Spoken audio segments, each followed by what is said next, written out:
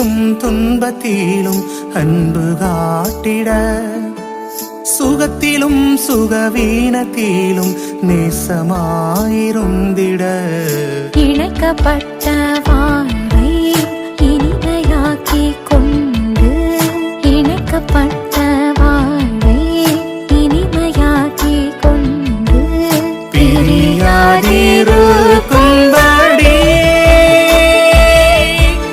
உடன்படிக்கை செய்யுங்கள்.